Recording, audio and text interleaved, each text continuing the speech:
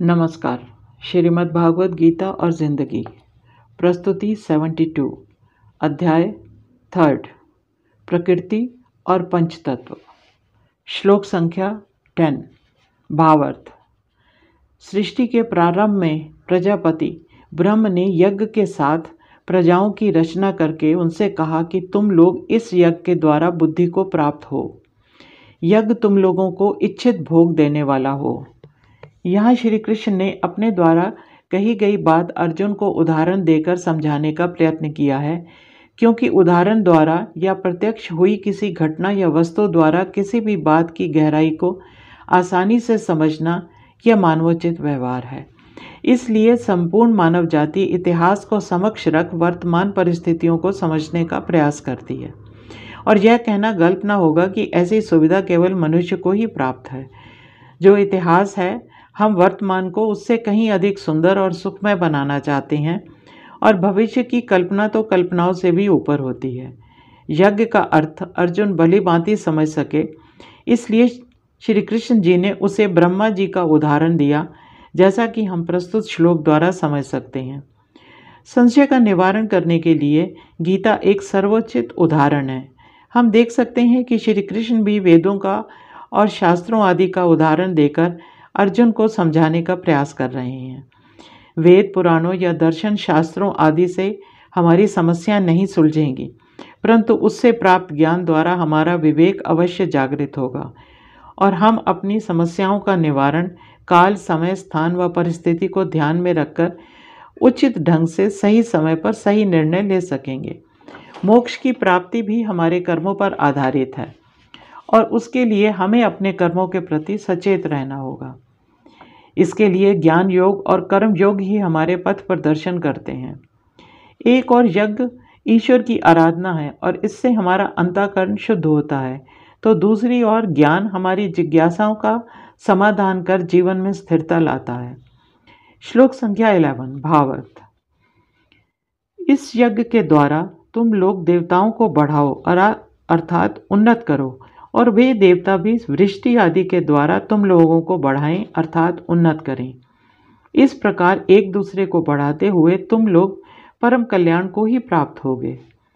प्रस्तुत श्लोक तो मुझे लगता है कि आज के दिन प्रतिदिन विकसित होते समाज का मूल मंत्र होना चाहिए, जिसकी आराधना प्रत्येक व्यक्ति को सुबह शाम करनी चाहिए, क्योंकि हम भौतिकता की चाह में इतना आगे बढ़ चुके हैं कि हमने अपने जीवन के आधार मूल तत्वों को बड़ी तेजी से नष्ट करना शुरू कर दिया है। जिन भौतिक सुखों का हम निर्माण कर जीवन को धन्य समझ कर उसे आधुनिक संस्कृति की संज्ञा देते हैं, हमने उसके पीछे छुपे रहस्यों को तो कभी जाना ही नहीं। वैदिक काल से ही वेदों में प्रकृति के रहस्यों की गहरी जानकारी से अवगत करा दिया गया था। कुछ तत्व ऐसे हैं जो धरती पर सौर मंडल में होने वाले परिवर्तनों के कारण बने, और प्रकृति द्वारा ही उनको संरक्षण और पोषण भी प्राप्त हुआ। जिन वस्तुओं को आधार बनाकर जीव जंतु और मानव जाति स्वयं का भरण पोषण करती रही, उन्हीं वस्तुओं को कालांतर में देवी देवता कहा जाने लगा, और इन तत्वों की सुरक्षा के लिए इनकी पूजा अर्चना की जाने लगी। पर जब मानव जाति की बढ़ती सभ्यता के चलते इसका क्षय होने लगा, तो प्रकृति की रक्षा करना धर्म के अंतर्गत अनिवार्य नियम बना दिया गया। फिर भी विनाशकारी गतिविधियां रुकी नहीं। अग्नि, वायु, पृथ्वी, आकाश और जल, ये सब प्रकृति प्रदत्त तत्व हैं, और जीवन इन्हीं तत्वों के सहारे जन्म लेता है और चलायमान भी रहता है, और समय आने पर एक दिन इसमें ही विलीन भी हो जाता है। प्रकृति जब हम अपने खेल स्वयं खेलती है तो उसका संतुलन बना रहता है, पर यदि हम अपने निजी स्वार्थ के लिए उसे नष्ट करते हैं तो यह संतुलन बिगड़ जाता है। इसलिए उसकी भरपाई करना भी हमारा ही कर्तव्य है, जिसके निर्देश हमारे शास्त्रों में बहुत स्पष्ट रूप से दिए गए हैं। यदि हम ईश्वर द्वारा निर्मित प्रकृति को अपने लिए वरदान मानते हैं, तो उसकी रक्षा करना हमारा कर्तव्य होना चाहिए। प्रकृति का संतुलन बना रहे, इसके लिए हमें अपने कर्तव्यों का निर्वाह करना ही होगा। यही बात जो श्री कृष्ण ने हजारों वर्ष पूर्व कही थी, जैसा कि उक्त श्लोक में कहा गया है। हमें उस बात पर ध्यान देना होगा, और ऐसे ही एक दूसरे की रक्षा करते हुए अपने जीवन को उन्नत बनाना होगा, और यदि कहीं हम अपना कर्तव्य भूल बैठे तो इन 5 तत्वों के साथ साथ हम अपने ग्रह स्थान धरती को भी खो बैठेंगे। यही कारण है कि हम इन पंच तत्वों को ईश्वर मानकर उनकी उपासना करते हैं। मनुष्य को अपने पालनहार पंचभूतों के प्रति श्रद्धा की भावना होनी चाहिए और उसकी रक्षा के लिए समर्पण की भावना।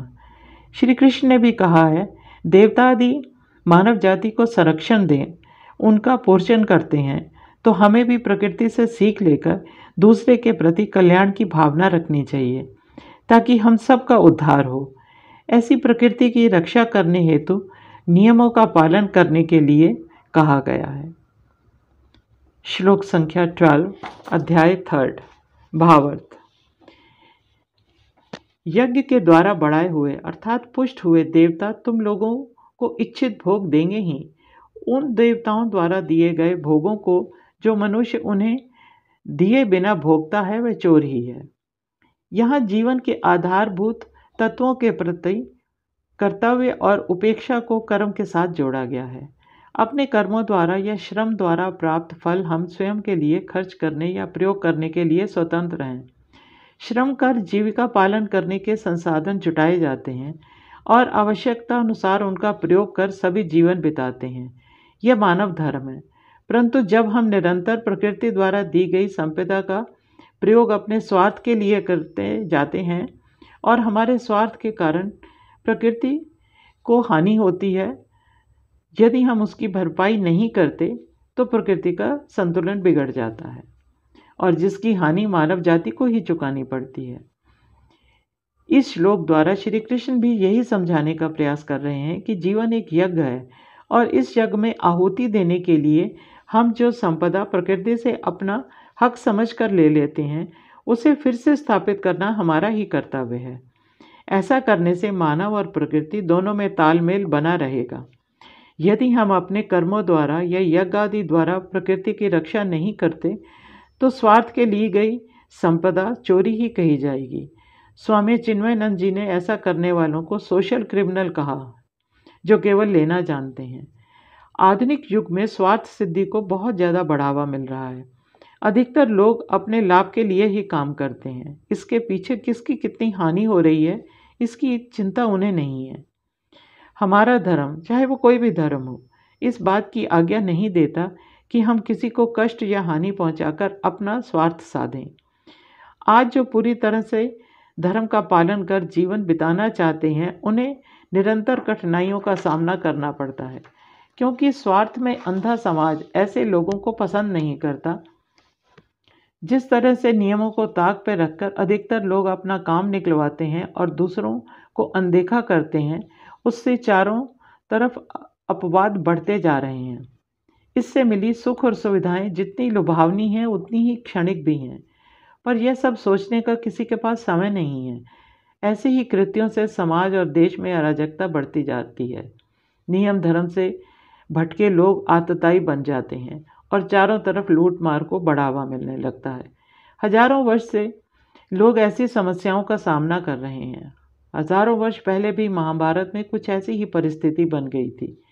तब जो धर्म की राह पर चलने वाले लोग थे उनके पास केवल एक ही विकल्प था, अधर्म अर्थात समाज में फैल रही अराजकता। न्याय की अवहेलना और भौतिकता का संग्रह करने के लिए, अनुचित कार्यों को बढ़ावा देने की प्रक्रिया को रोकने के लिए फिर से धर्म की संस्थापना करना अर्थात न्यायप्रिय शासक के हाथ में राज्य की व्यवस्था को सौंपना। पांडव सदा ही धर्म की राह पर चलते थे, इसलिए भारत भूमि की रक्षा के लिए श्री कृष्ण ने अर्जुन को युद्ध के लिए कहा। जो भी ईश्वरीय सत्ता की रक्षा धर्मानुसार कर्म करेगा वही महापुरुष कहलाने के योग्य है। आज हम केवल प्रकृति को ही ध्वंस नहीं कर रहे, हम उससे भी कहीं अधिक मानव मूल्यों का भी ध्वंस करते जा रहे हैं। ईश्वर की प्रार्थना करना और उसके द्वारा रचित सृष्टि का आदर करना हमें संवेदनशील बनाता है। जिस दिन हम ईश्वर प्रदत्त पंच तत्वों के प्रति संवेदनशील हो जाएंगे, उस दिन से हम जीव मात्र की रक्षा के लिए भी स्वतः ही तैयार हो जाएंगे। तब ईश्वर भी हमें हमारी इच्छित वस्तुएं प्रदान करेगा और हम इस धरती पर ही स्वर्गीय जीवन जी सकेंगे।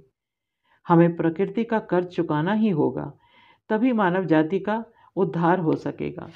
समाज में फैल रही अव्यवस्था समाज की सुख शांति छीन लेती है, इसलिए हमें सदा अपने कर्तव्यों का पालन करते रहना होगा। धन्यवाद। नीरव हुसैन।